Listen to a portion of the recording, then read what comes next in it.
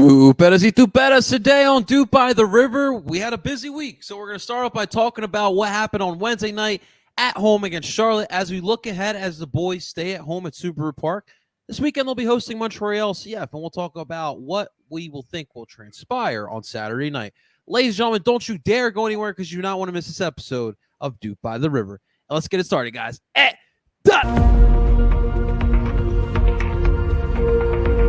DOOP by the River doesn't do anything well. There is not one. I'm sorry. There was no creativity. As a Union fan, I take that all day. Another DP. We need to go get Mario Balotelli. And that is right. Welcome, everyone, to DOOP by the River, the show where we follow everything Philadelphia Union. And, of course, we are brought to you by Philly Sports Network.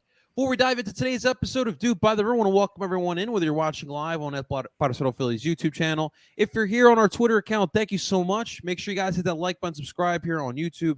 Make sure you guys follow here on Twitter. And, of course, you can find us wherever you stream podcasts. Find us under DOOP by the River podcast.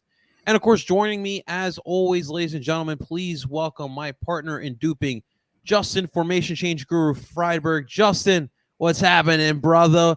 Dude, listen. Yo, we get Messi in this league? Are we going to get Messi on the banks of Delaware? Listen, I miss a podcast or two, and, the whole league decides to take silly season to a whole new level with, reports, one, Phil Neville getting fired, which, thank fuck the Lord, that man's out of a job. Miami's rejoicing. Messi potentially being split between Barcelona and Miami. Like, I don't know. It's a whole lot of what in the hell is going on.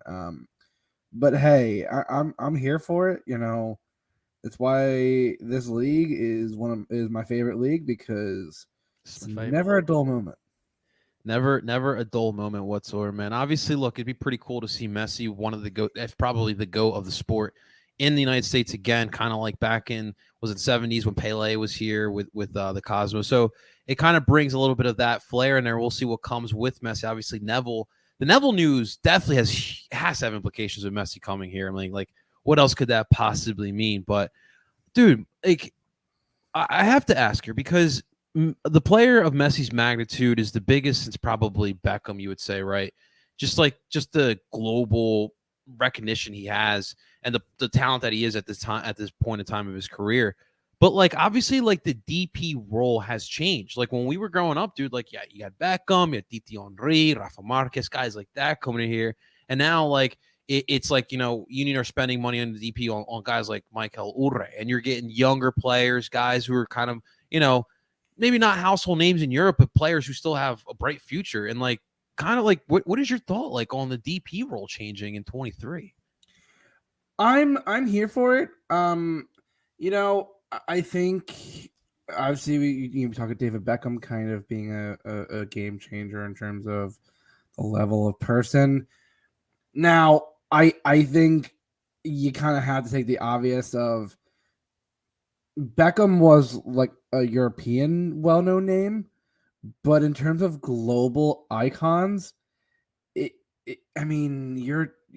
can't, like, you have to go back to Pele in terms of someone who was an iconic global superstar. I mean, to an extent, maybe El Pibe, Carlos Valderrama was kind of a big name in these circles. Diego Maradona obviously only came over for, like, friendlies. So, like, there were players who have obviously played over here, and Eber's probably the last one that had brought that kind of lore. But I think to the level, I don't think anyone's ever. Again, Messi has basically won, like, every trophy possible for him. Like, every, I mean, it's ridiculous. And yeah, listen, would a superstar of that level change the league? Yeah.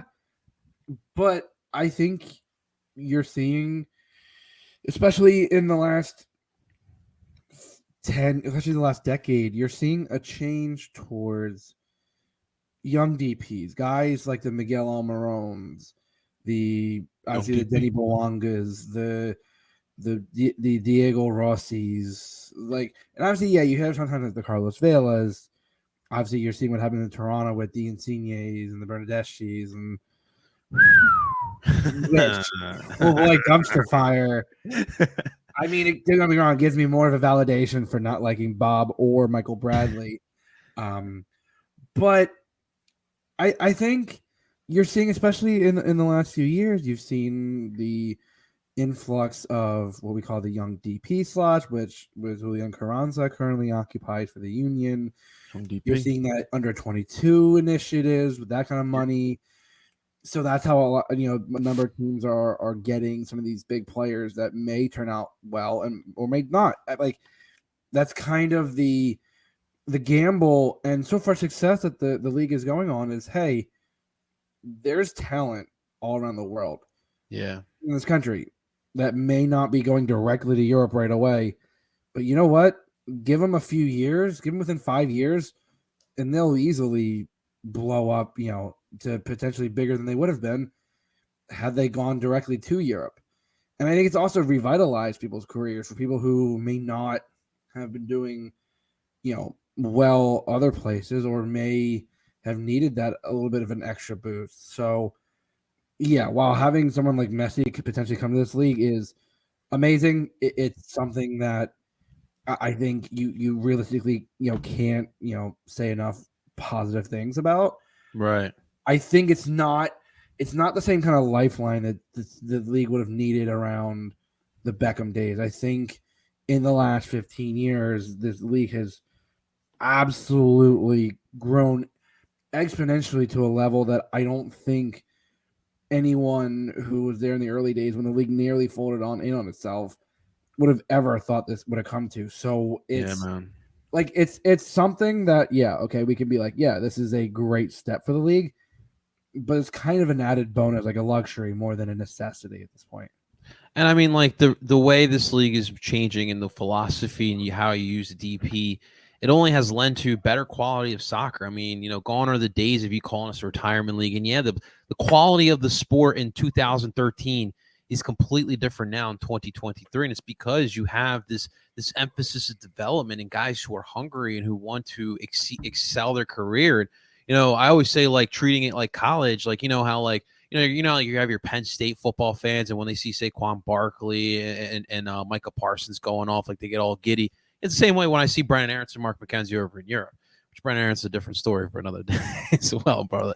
But this is definitely cool to see the kind of the change of the DPs. But at the end of the day, Justin, if Messi's calling on your league, you're not saying no. I mean, it's Lionel Messi. It's one of the GOATs. But dude, Miami doesn't deserve what's going on right now in the sports scene. Why is this city getting a Stanley Cup contender, an NBA final contender, and now they're about to get Messi? Justin, what are we doing wrong in Philly? Why?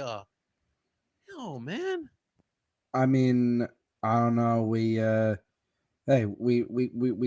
cheesesteaks and water ice. What global superstar doesn't want to come here? All right, listen.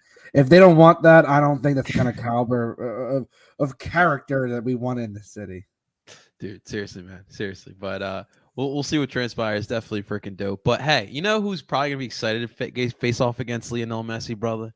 Well, that's El Brujo Martinez. And he will be here for a little bit longer, Justin, as the Union inked up his extension through 2025. We have an option for 26. But obviously, Justin, you know me. I'm happy for this one.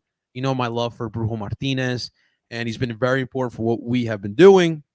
Obviously, we love getting into it with Zach.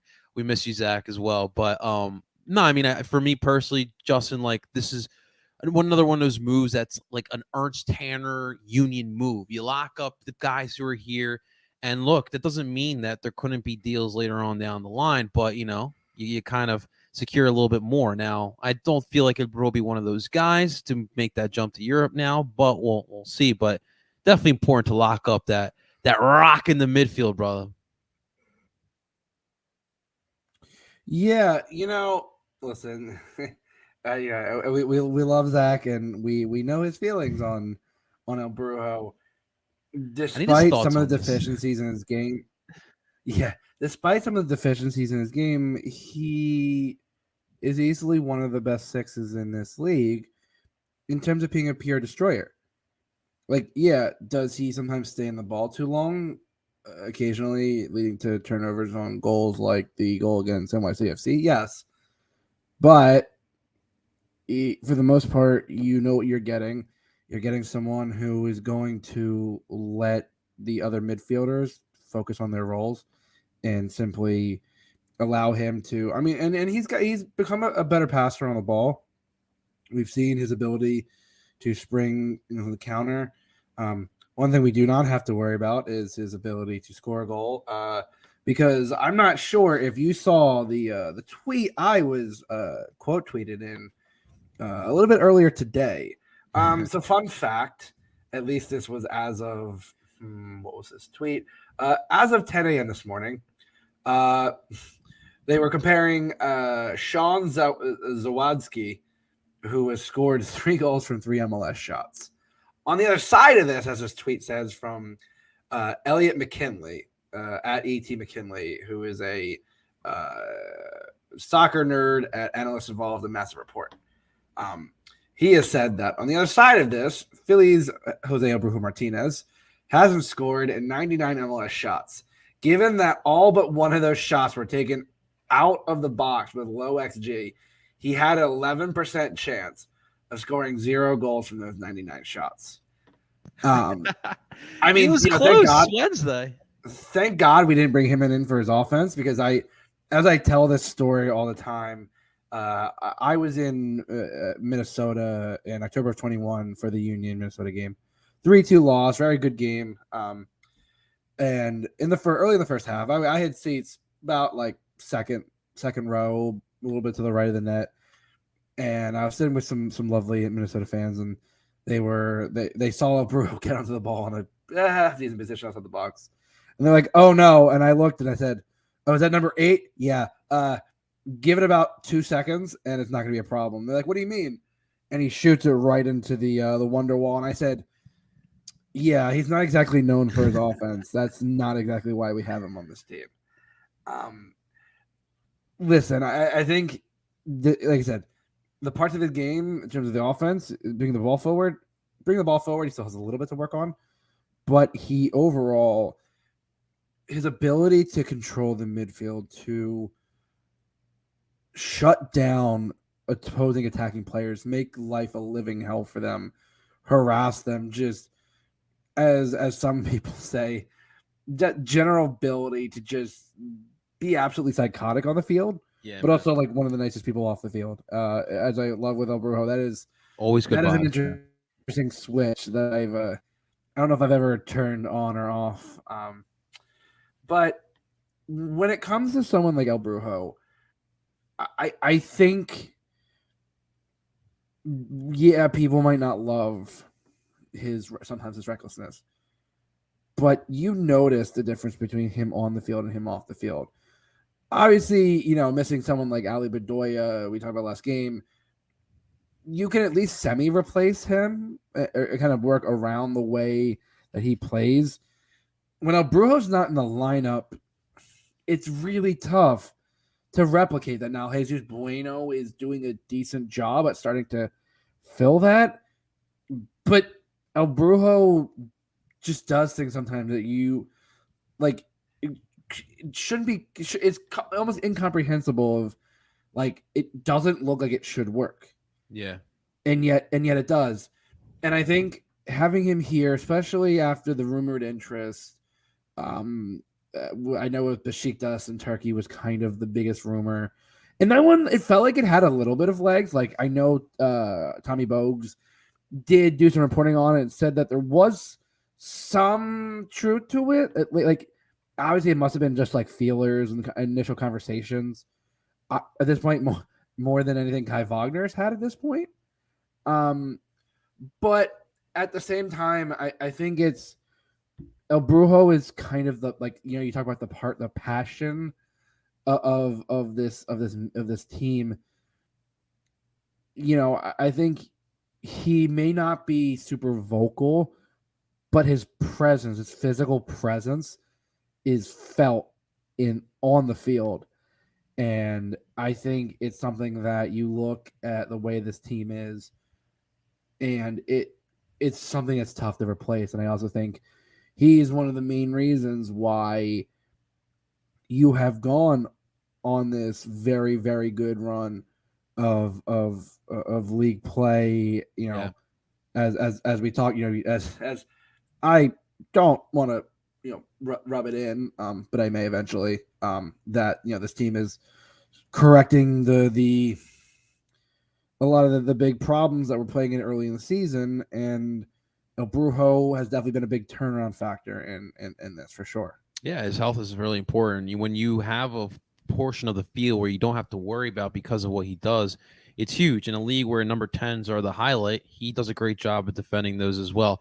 Love the fact he named his child Jack. All right, that's fucking awesome, dude. That is so awesome. He named this Jack kid. McGlynn, Jack Elliott. We don't know. Dude, he loves it here. He's made this is like we talk about those players that'll make Philly their home after their playing career. Like I feel like that'll be the Brujo, and we hope that does happen. But I really quick, because we have to get into Charlotte, I really quick want to talk about before the Charlotte match. So yesterday, obviously, we had, you know, the whole tradition now, the drum banging, right? You always have the special guest who's going to be banging that drum. So the Union yesterday decided to pull out a fan favorite here of Philadelphia. It's not just the Union. It's not just, you know, one Philly sports team. This is a Philly fan favorite. Jason Kelce ringing the bell. And, like, Justin, I know, like, this is, like, still young. You know, you had Tyrese Maxey doing it. Jay Wright did it. Alex Morgan did it. Carly Lloyd did it. I'm sorry. But this one, Justin, was the best one yet. And more importantly, just like, you know, Wednesday matches are hard to get people out there. It's hard to get people up for a midweek match. Dude, I felt the energy from him, and I think people did as well. And obviously, you see him bang the drum or bang the mallet, and it bent. Like, you guys can tell that mallet got bent. But the way he puts the mallet down, and then he does the most Jason Kelce thing that he possibly can, and chug a Coors Light. Like, this is awesome. He's singing "No One Likes Us, We Don't Care" in the stands. Justin, like, you were there. Like, how was the energy down there? Like, with Jason Kelce before the match. It was wild to put it mildly. Like, the funny thing was, like, you know, he was talking it up with the SOBs in our corner, and I saw him put that beer in his back pocket, and I was like, and I said to Tim, I'm like, oh, wouldn't it be funny if he pulls out that beer after he bangs the drum and he chugs it, and he's beating the drum. I thought he was gonna put a damn hole in the drum. I thought it was done. The tradition's over. Like, yeah, dude, like they have to scramble for Saturday because he beat the shit out of the drum. Yeah, like, you look at that drumstick and it's like, that thing. They even showed the pictures. Like, that thing was bent. Yeah, like, Wednesdays are typically harder games for crowds to come out to. The past few seasons, I definitely noticed that the Wednesday games have actually been better, which I feel like is a sign, obviously, of the team being good. Helps to win, yeah. But yeah, like, Jason Kelce, that kind of vibe, like, and, you know, he was in the river end leading chants, and, like, that's just, if that isn't, like, true Philly, he gets it. I don't know what is. Like, that he epitomizes everything about this city. Like, all the great things. You talk about how hardworking he is, how genuinely good of a dude he is, how much of, like, just fucking relatable he is. Like we saw his wife was standing, near the river end with their baby, and, you know, there's like, and there's her husband beating the piss out of a drum and chugging a beer and, like, related to the city. It's just like, he is, like, I know he's not from Philly, but he is Philly, man. Like, that, just the vibe. And, like, I laughed because I was talking with Tim. I was like, you know, there's the pictures of them talking it up, and I'm like, you know, like, like Jim talks about, like, yeah, he's a coach of a professional soccer team, Oh, he but loves at the end of the day, he's just a kid from Philly. Like, he was probably geeking out. Like, he's talking to a Super Bowl champ, probably a future Hall of Famer. Probably one of his Like, favorites. Exactly. Like, I think he was probably had to rein in the cheese a little bit of the but like He's I think allowed. that's just like but this is the type of thing that the union have been going for, and like, you know what? Yeah, that is exactly the type of stuff that really brings people out and really brings everything together as a whole. That's so important because, like, you see, like, the bell ringing for the Sixers. People make articles about who's going to ring the bell for Game 3, Game 4. So it's so important. Obviously, Union creating their own tradition down in Chester, and hopefully we continue doing this, bring some more Philly athletes, former Union players as well. So it is definitely freaking dope. But let's get into a little bit of the match. Obviously, the same lineup. We'll talk about that in just a second. But one goal here. Gazak gets the header. They call it an own goal, and Kalina is what it is, but that's kind of the difference maker. I want to start off real quick, Justin, with the offsides calls. Obviously, you had one in the first with Ure, so one in the second in injury time with Gazdak. For me personally, Justin, first one I can deal with. The second one, I just did not understand the call whatsoever. What are your thoughts on the offsides? So the first one, Tim and I were talking about this, and I think the conclusion was because it was rolled offsides on the field, it was held as that. I think if they had called a goal on the field, I feel like they would have been hard pressed to overturn it. I can't stand by that because the more I look at that, it was super tight, and I think if it's called a goal, I don't think you're clear and obviously returning it. And I think because it was called no goal on the field, I think you didn't have enough. Now on the second one, that was a little more clear cut. Daniel's offside on the initial play. The ball deflects and it comes to him. He is still in that offside position. It doesn't reset just because they blocked it. So that one was tough, but because he was already in the offside position when the ball came to him, unless they had purposely played it backwards, which that obviously wasn't, then it would have been onside. But the second one was a little more clear cut. The first one was just, man, if that's called a goal, then it's kept a goal, but it wasn't, so it unfortunately didn't. Okay. All right. Well, obviously that was a big part of it, but I thought overall the attack did look pretty solid. Again, they had their opportunities. I give a lot of credit to Charlotte. I don't think a lot of people are giving credit to Charlotte. It's kind of hard to come up here. It's tough to play in Chester, and I thought their effort was really well. Obviously, they're missing a number 9, and Enzo Copetti is out, and that's kind of a big deal. Shradersky's not getting by our 3 guys at all. But with that said, a big topic of discussion right now, Justin, is the lineup. And, I'm hearing Jim after the presser. It doesn't sound like he's enamored with the three-man back line, but obviously it's not really about the formation. It's about the philosophies. We always hear him talk about that. But for me personally, I don't think you should be running this every single time. One of my main gripes early in the year was the tactical flexibility. But for you, man, like, why is it that this lineup is working so well compared to the diamond earlier in the year?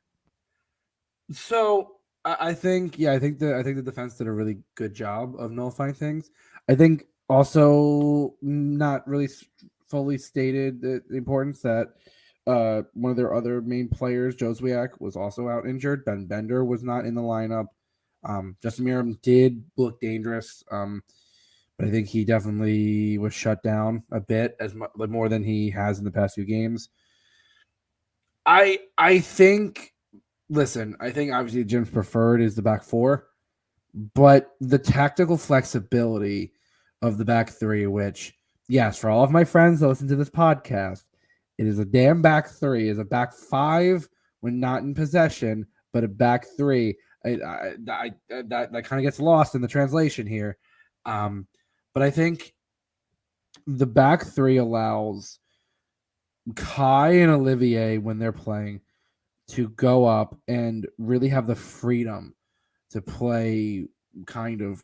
Now, obviously, when you don't have someone like Brandon Craig is that like I think you would have in some cases maybe when he's back in the U20s. I think maybe if you're playing the back three more consistently, I think you potentially give him a run in this. But the back three allows you like your center backs can kind of flow, and be staggered, evenly apart, and give themselves plenty of room to step up.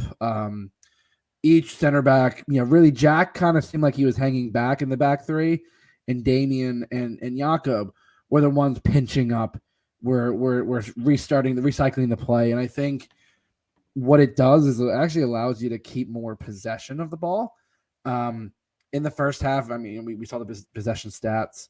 It was like some 56% to 44, and like it said like Andre had one save, and I was saying to Tim, I'm like, do you remember Andre making a save? Like we had to kind of think back, and we're like, was this considered a shot? But I think you are seeing more tactical flexibility. I think in prior years, Jim would not have even remotely considered the back three. And I think, yeah, he might not love the back three, but as I've been saying for years, and I'm so glad that the team's finally doing it, you're seeing that we've had the people, the necessary components for a back three this entire time. I just think you didn't have the offensive capabilities. I mean, listen, when you have, Julian and Mikael, like, I mean, Ua was getting in those channels and really creating havoc. They were pressing Kalina.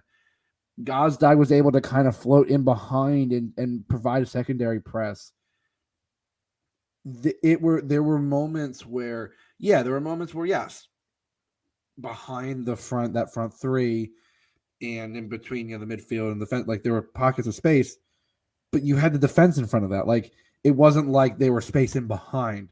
Any space in behind was covered by the center backs.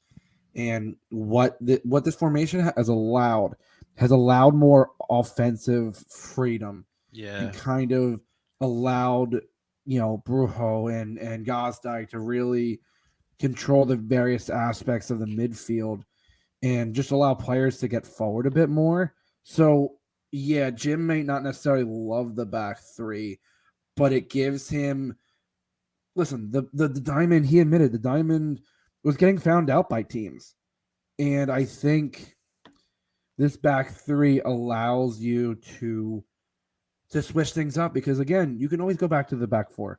You can always change it to a 3-4-3. You can always change it to – like there's freedom within that back three if you want to, and you haven't had this freedom before. So it is something that, I mean, it's also one of the big reasons why we were talking about. You've gone 8 undefeated in the league.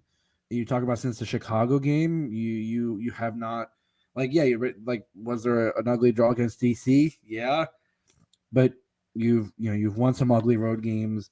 You've taken care of some decent opponents, and again, for all the people who were freaking out, the Union are currently in 3rd place, 1 point back of 2nd. Yeah, okay, you're out of Champions League. What do you fucking do? LAFC. You would have thought they won the game with their 2-1. Road loss at Leon, and yeah, you crashed out of Open Cup, but you're not as bad of a team as you were when the Open Cup mattered to you more. The team is starting to really play well. They're getting it done by any means necessary, and you're getting hot, hitting the summer, and that's the kind of time when you want to get hot. This is very true. You brought up something very, very, very interesting about the 3-man back line and freedom. It's the one thing I really do notice, that these guys have a lot of freedom to roam out there. Jim, during our rough stretch, he emphasized the fact that he wants his guys to go out there and take those risks. And what this formation does is allow those guys to take those risks. We've seen Damian Lowe go all the way up into the forward line. You've seen Brujo Martinez help on the high press as well. I've seen little different things like that. What's more surprising to me, Justin, the two pivot midfielders, Flock and Martinez, how well they have worked together as those pivot midfielders. And that to me, that's been the main surprise so far. And I didn't especially I knew Martinez could cover that ground, but Flock was a little bit more surprising to me. And then just having Wagner or Beisel/Harriel being able to go up and be able to help and create the attack at any time. I think that's what this 3-man back line does create. So definitely a different card that they can throw out there. And for teams, you gotta plan for everything here now with the Philadelphia Union. Hopefully with Ali back, you can probably implement back in the diamond midfield, and we'll see what happens when Ali does come back. Justin, you ready for Montreal, man? Ready for Saturday night? I'm ready. I'm ready for I'm ready for a bit of listen. Going up to the Olympic Stadium is always difficult, but playing them at home, I would feel just a little bit more comfortable. It should be a lot of fun. It's going to be Justin's weekend night, so he'll be going a little bit more crazier. But guys, as always, to help us prepare against Montreal this upcoming Saturday, please welcome our dear friend from the Ball is Round podcast. Welcome back on in, Miss Eve. Eve, what's going on, girl? How are you? Hello, gentlemen. Thank you so much for having me back again. I'm so excited to be talking to you. It feels like it's not been too long. I know. It really hasn't. And they did this last year, too. I feel like they didn't put too many weeks between our home and away matches. But I agree. I just want to check. Can you hear me okay? Because I do have some house guests at the moment. We're all good. No worries. We appreciate you coming in, Eve. You're crystal clear. You sound crystal clear. Fantastic. But Eve, what's new? How are you? How are things up in Montreal so far? Well, actually, weather-wise, it's been a beautiful week. Unfortunately, injury-wise, different story for Montreal. Okay. So good news right off the bat for our friend Justin, because I always think of you because your favorite bastard, Sam Piet, is out with a pretty long-term injury. Ramel Kyoto, same story. All right, that's saving 2 red cards in the game. All right, Montreal might be off to a good start there. You wish. No, Montreal's actually been okay red card wise. It's been a hot minute since we had a red card, and the last recipient of a red card got stretchered off the field last night. So, all right, so we have to ask right off the jump because it's no secret that Montreal over the past couple of weeks have been one of the hottest clubs in the MLS. And cold, yeah. Everyone wrote them off at the beginning of the season. You went on a little bit of a run, and what kind of change in the midst of that? Like, what was bringing that success on? Definitely, I think Montreal. I want to say they came out the winning side of the Kamal Miller, Bryce Duke, Ariel Lassiter trade. Obviously, we just saw today Phil Neville was thanked for his services.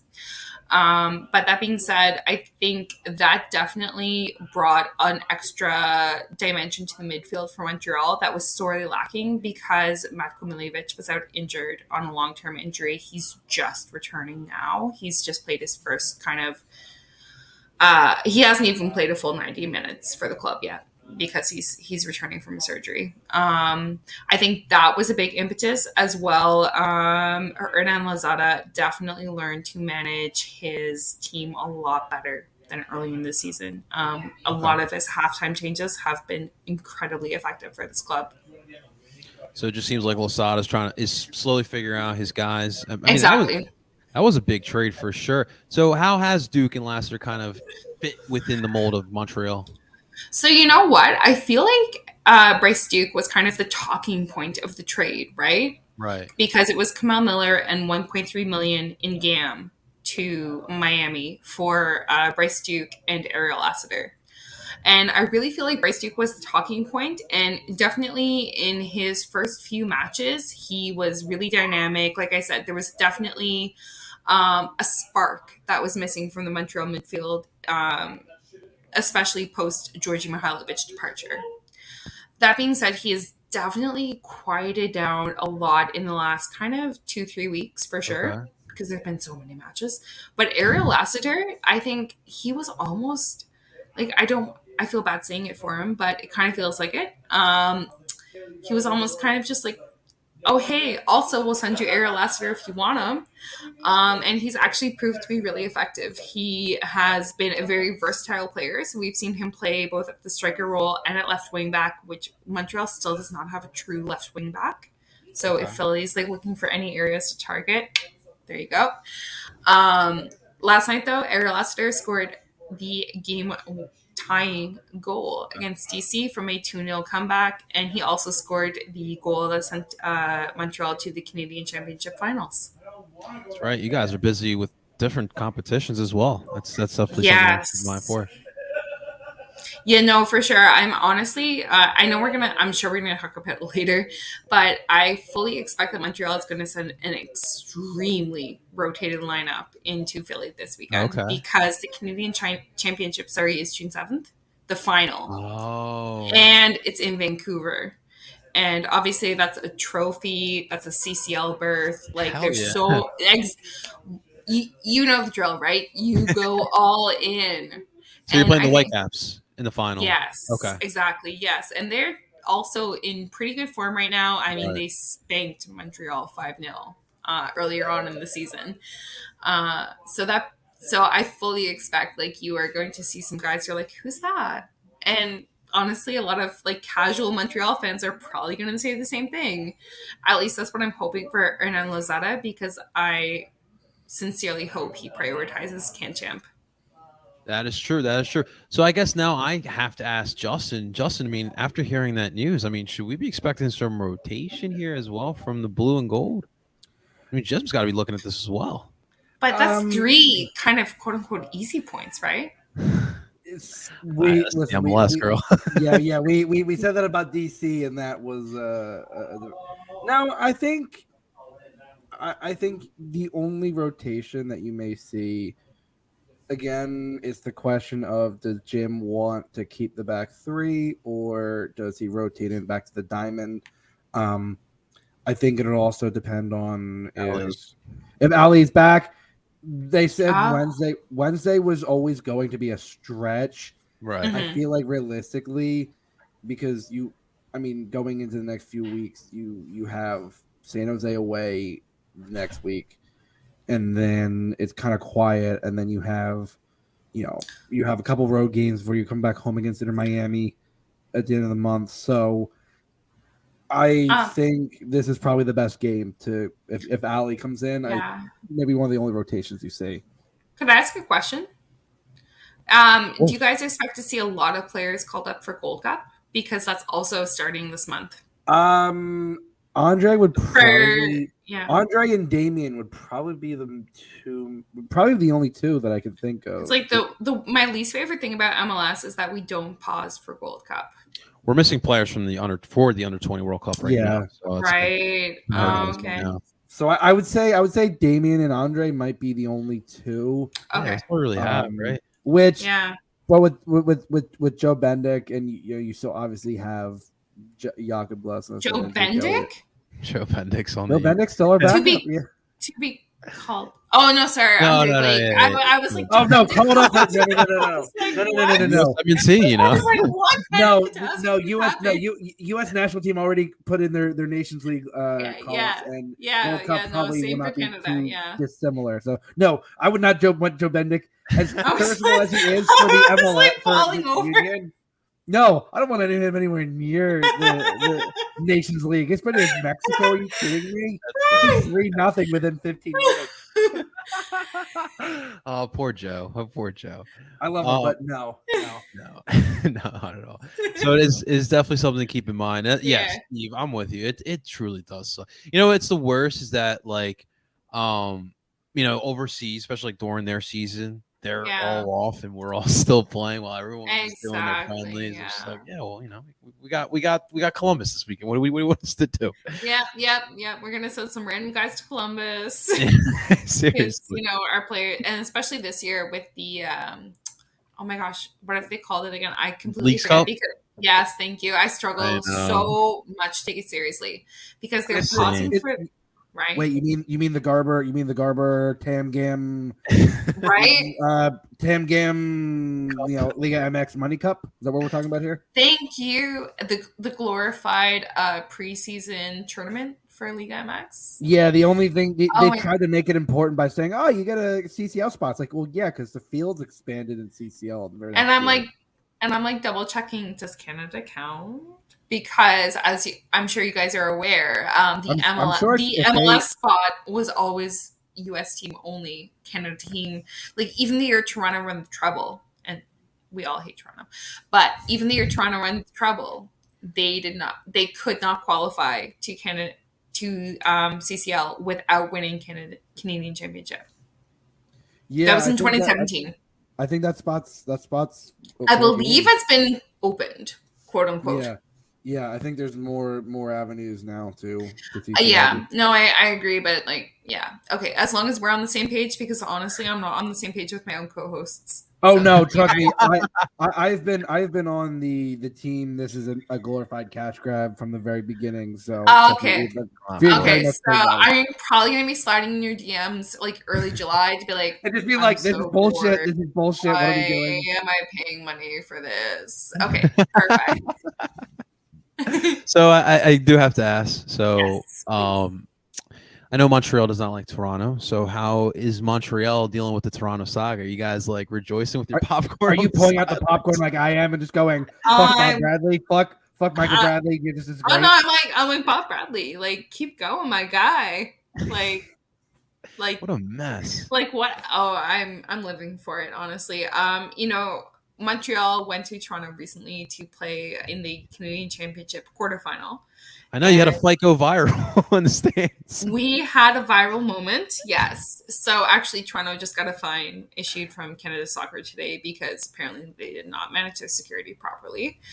That being said, I'm going to be the last person to cry for Toronto struggles, especially Same. given that they have the highest salary budget in the entire league.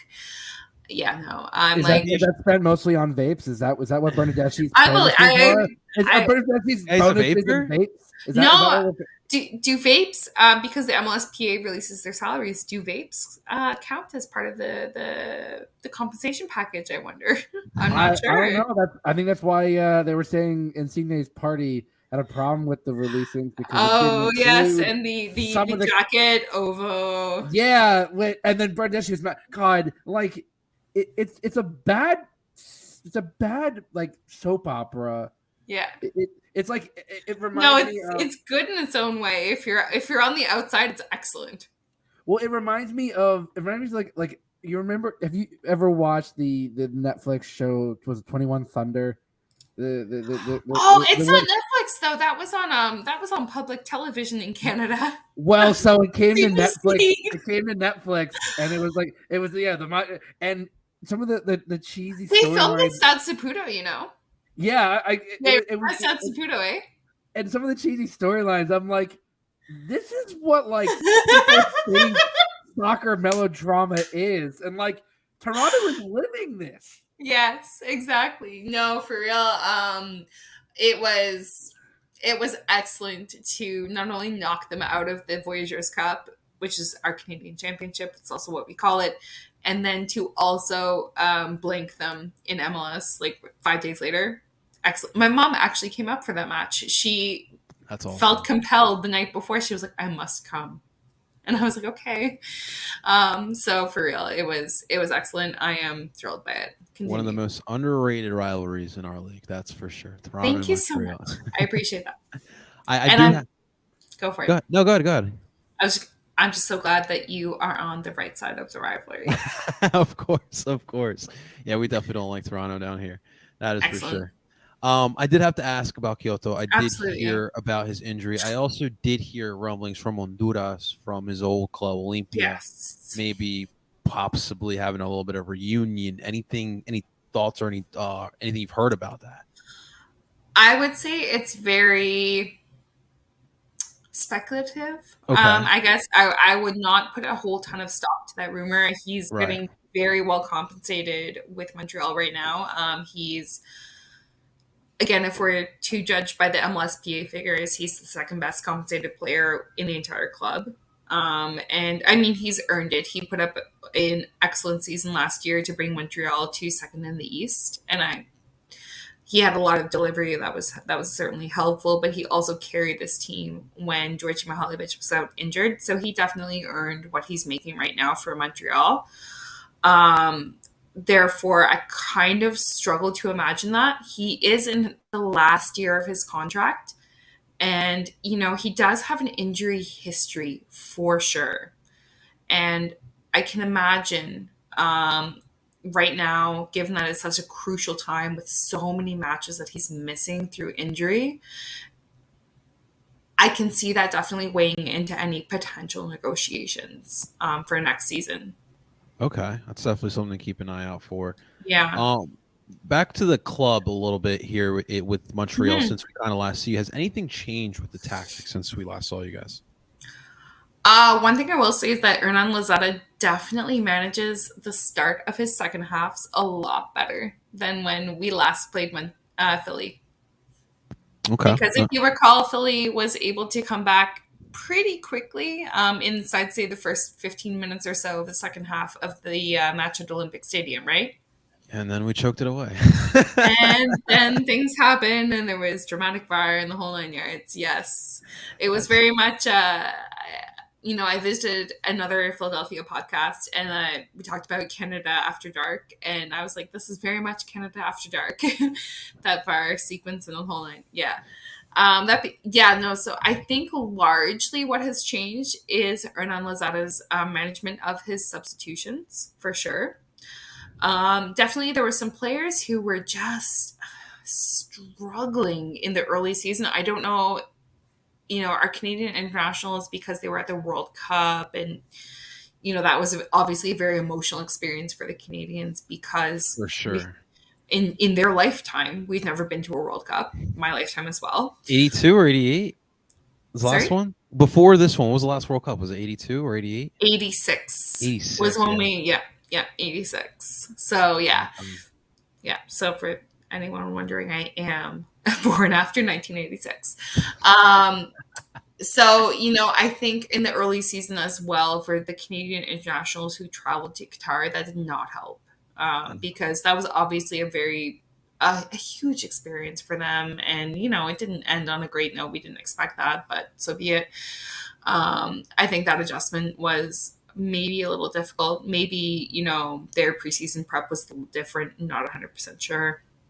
But I think definitely Hernan Lozada has learned his team a lot better, and he is not afraid to make subs quickly to adjust. That's something definitely to note for sure. Mm-hmm. Let's get into those lineups. Like you mentioned, it could be heavily rotated here. So what could that lineup look like?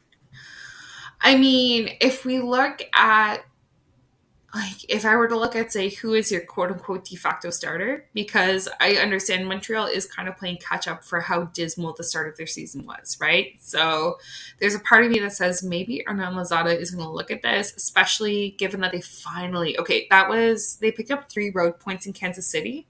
But aside from that, the draw in DC was Montreal's 4th road point of the season. Out of however many matches they've played on the road, I didn't pay attention. So I could almost see Hernan Lozada wanting to build on that momentum of actually coming back and picking up a point, because it's been kind of a spanking on the road. But I fully expect to see, obviously, José Roy in goal, because he has been the starter. He's been the starter match in, match out, no matter what the competition.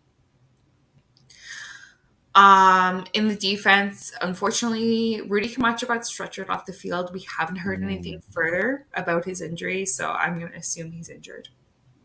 I could see George Campbell, Joel Waterman, and Gabriela Carbo. They did actually play a match, those 3 together recently, and it went quite well against Miami.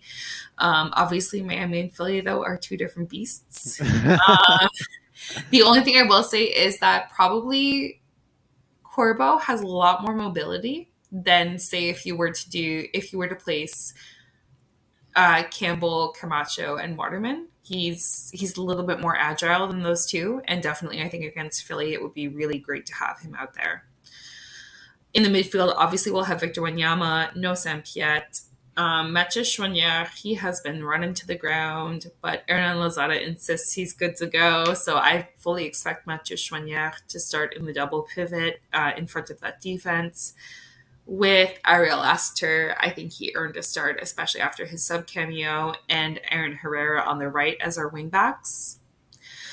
Bryce Duke has quieted down, but nonetheless, he's obviously the big money signing, and I expect that everyone wants him to do well, so why not start him?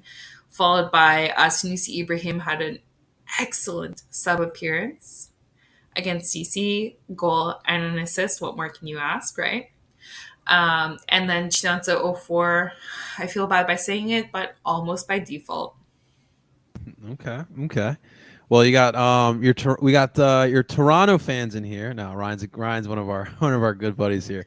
Beat the Montreal boys. No, the jersey and everything. He does say Losada's got Montreal rolling right now, and he does hate that. He's being honest though. I appreciate and I appreciate the honesty, and I appreciate the genuflection. Honestly, absolutely. No, I mean Montreal has been through some dark times, and obviously we've started Toronto enviously, and so I understand the feeling.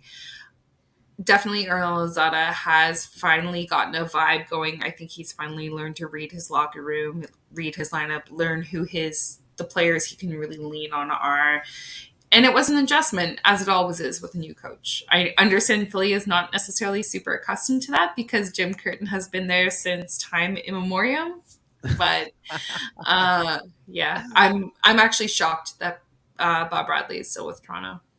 Yeah, you know what too. Like I feel like because everyone knew that Hernan was master tactics, but it's not just being a master tactics when you're a head manager. No. You need to be able to connect with players. You need to be able to get these guys on the same page, and I think that's something he had to learn, and maybe he's figuring it out now.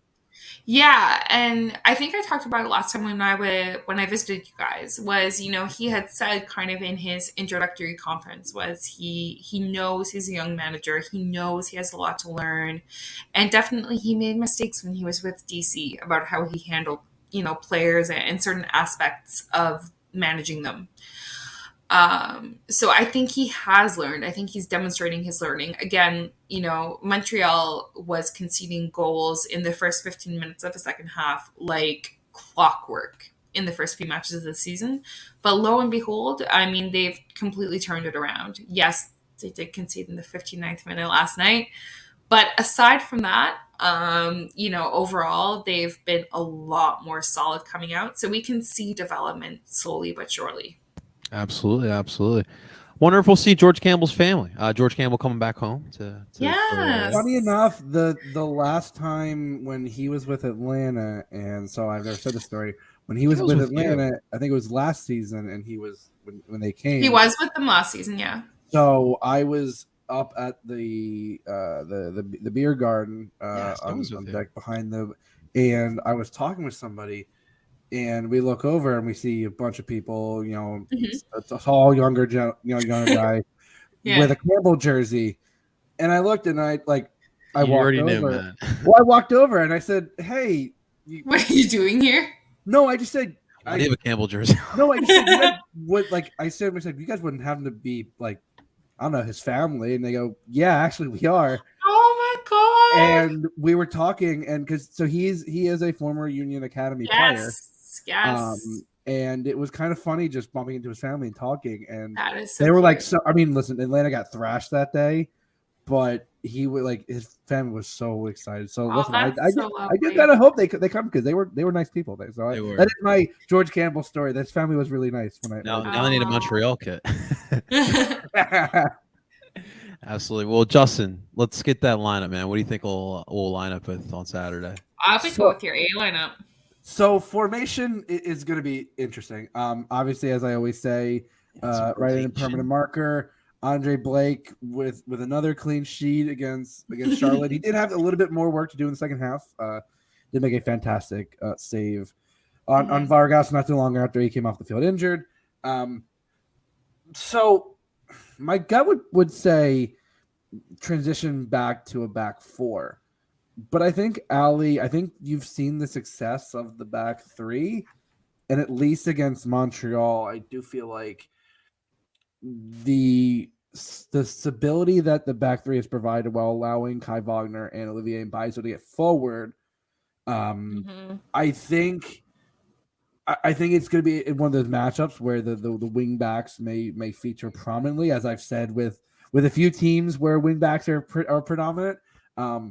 But if that that left side is for open for exploitation, Olivier did have a very good game, and I think the back three does allow them to really get that space. So I'm going to stick with the back three. Damien and Jakob had very solid games stepping up. Jack really just had to do cleanup work behind that, and I think that's definitely what he's more comfortable with.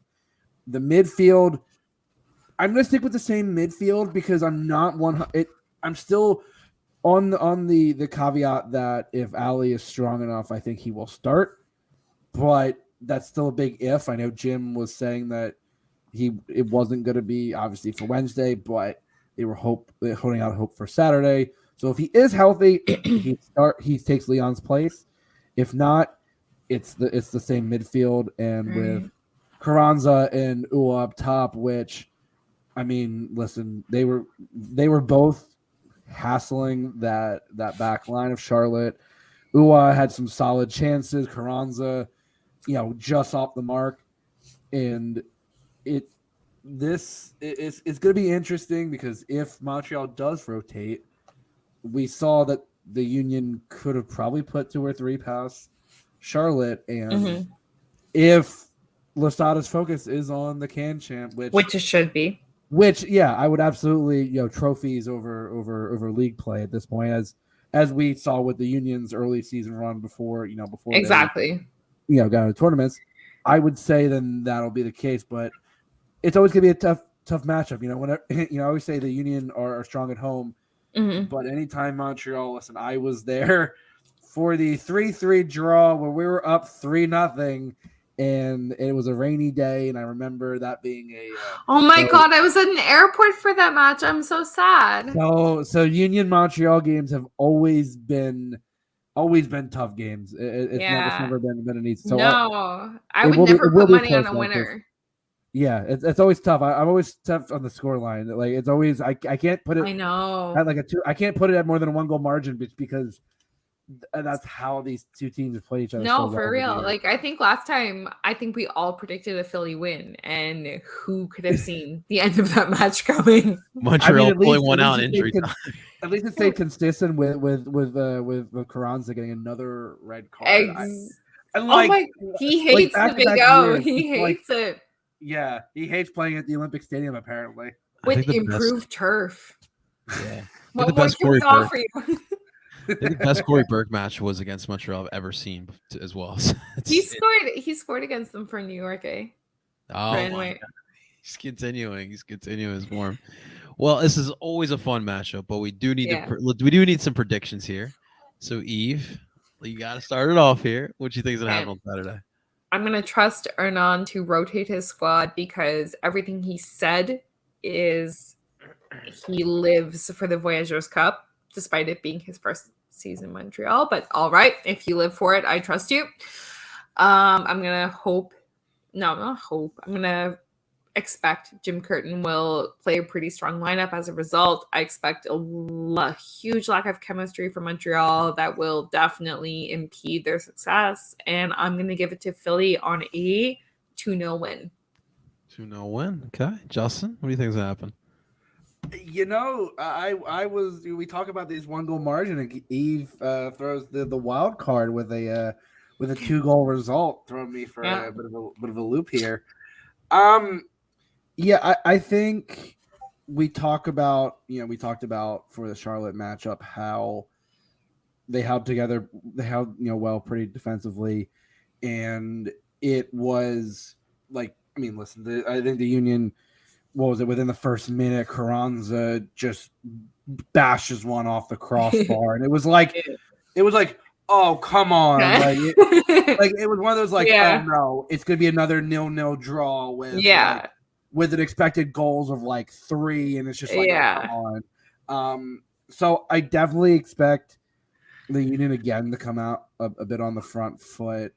If it is a rotated lineup, I think you will kind of see what the Union were doing when they did get possession against Charlotte, Right. which was kind of taking it down the heart of the midfield. Like if you give them that space, Yeah. they're going to find that heart and then throw it out wide if they can, or throw it through the channels, which the Union were getting a lot of against Charlotte. I fully expect Hernan to, if he wants to shithouse his way to a draw, take a point on the road and focus on Can Champ. Honestly, if Hernan pulls that off, I will worship the ground he walks on. And I was not I was not team Hernan until like about maybe 2 weeks ago, and even then I said tentatively. Wow. That is fair, especially after everything that happened in DC and the reports that I heard about some of the player conditioning and how things ended. No, exactly. And I think obviously it seems like he has learned a bit on maybe like not calling it on that side, but like understanding players do need rest. Players, they're humans. There is a bit of exactly, and so to this league. Yeah, I saw the exact same thing as you, and I was like, this guy. Yeah, that my first thought was, oh boy, you're on to Montreal. I was like, oh my god, he's the almond mom of coaches. Yeah. Ladies and gentlemen, Eve is the president of the La Salle fan club. So,